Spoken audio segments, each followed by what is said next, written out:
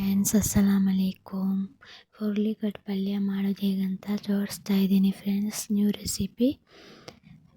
ಹುರುಳಿಕಾಳು ಮಾಡಲಿಕ್ಕೆ ತುಂಬ ಈಸಿ, ಏನು ಎಕ್ಸ್ಟ್ರಾ ಇಂಗ್ರೀಡಿಯೆಂಟ್ ಏನಿಲ್ಲ, ಈಸಿ ಫ್ರೆಂಡ್ಸ್. ನಾನು ಫಸ್ಟಿಗೆ ಹುರುಳಿಕಾಳು ಬೇಯಿಸಿಟ್ಕೊಂಡಿದ್ದೀನಿ ಸೈಡಲ್ಲಿ. ಇದೀಗ ಬೌಲಿಗೆ 3 ಟೇಬಲ್ ಸ್ಪೂನ್ ಆಯಿಲ್ ಹಾಕ್ತಾಯಿದ್ದೀನಿ. 3 ಟೇಬಲ್ ಸ್ಪೂನ್ ಆಯಿಲ್ ಹಾಕಬೇಕು. ಆಮೇಲೆ ಅರ್ಧ ಟೇಬಲ್ ಸ್ಪೂನ್ ಸಾಸಿವೆ ಹಾಕ್ತಾಯಿದ್ದೀನಿ.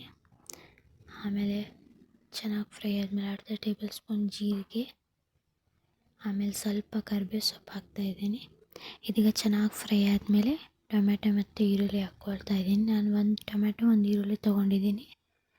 ಈಗ ಚೆನ್ನಾಗಿ ಫ್ರೈ ಮಾಡ್ಕೋಬೇಕು. ಗೋಲ್ಡನ್ ಬ್ರೌನ್ ಆಗೋದೇನು ಬೇಕಾಗಿಲ್ಲ, ಸಾಫ್ಟ್ ಆದರೆ ಸಾಕು. ಈಗ ಚೆನ್ನಾಗಿ ಫ್ರೈ ಮಾಡ್ಕೊಳ್ಳೋಣ.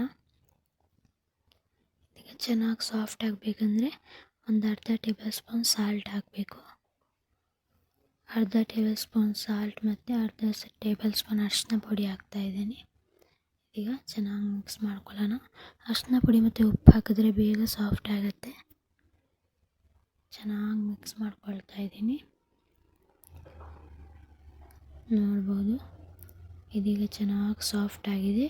ಇದಕ್ಕೀಗ ಬೇಯಿಸಿಟ್ಕೊಂಡಿರೋ ಹುರುಳಿಕಾಳು ಹಾಕ್ತಾಯಿದ್ದೀನಿ. ನೋಡಿ, ಇದಕ್ಕೀಗ ಅದರ ಮೇಲೆ ಕೋಕೋನಟ್ ಹಾಕ್ಕೊಳ್ತಾ ಇದ್ದೀನಿ. ಈಗ ಚೆನ್ನಾಗಿ ಮಿಕ್ಸ್ ಮಾಡ್ಕೋಬೇಕು. ಚೆನ್ನಾಗಿ ಮಿಕ್ಸ್ ಮಾಡ್ಕೋಬೇಕು. ಎಲ್ಲ ಮಿಕ್ಸ್ ಆಗಬೇಕು. ಮಸಾಲ, ಕೋಕೋನಟ್ ಎಲ್ಲ ಚೆನ್ನಾಗಿ ಮಿಕ್ಸ್ ಆಗಬೇಕು. ಈಗ ನೋಡಿ, ಚೆನ್ನಾಗಿ ಮಿಕ್ಸ್ ಮಾಡ್ಕೊಂಡಿದ್ದೀನಿ. ಚೆನ್ನಾಗಿ ಮಿಕ್ಸ್ ಮಾಡಿ ಒಂದು ಅರ್ಧ ಗಂಟೆ ಲೋ ಫ್ಲೇಮಲ್ಲಿ ಮುಚ್ಚಿಡ್ತಾಯಿದ್ದೀನಿ. ಒಂದು ಅರ್ಧ ಗಂಟೆ ಲೋ ಫ್ಲೇಮಲ್ಲಿ ಮುಚ್ಚಿಟ್ಟಾದಮೇಲೆ ನೋಡಿ, ಇಲ್ಲಿ ಹುರುಳಿಕಾಳು ಪಲ್ಯ ರೆಡಿಯಾಗಿದೆ. ಈಗ ಸರ್ವ್ ಮಾಡ್ಕೊಳ್ಳೋಣ. ನೋಡಿ ಫ್ರೆಂಡ್ಸ್, ಗರಿ ಗರಿಯಾಗಿ ಉದುರುದ್ರಾಗಿ ಬಂದಿದೆ. ತುಂಬ ಟೇಸ್ಟ್ ಆಗುತ್ತೆ. ರೊಟ್ಟಿ ಜೊತೆ, ದೋಸೆ ಜೊತೆ, ಚಪಾತಿ ಜೊತೆ ಎಲ್ಲ ತುಂಬ ಟೇಸ್ಟ್ ಆಗುತ್ತೆ ಫ್ರೆಂಡ್ಸ್. ನೀವು ಕೂಡ ಮನೆಯಲ್ಲಿ ಟ್ರೈ ಮಾಡಿ.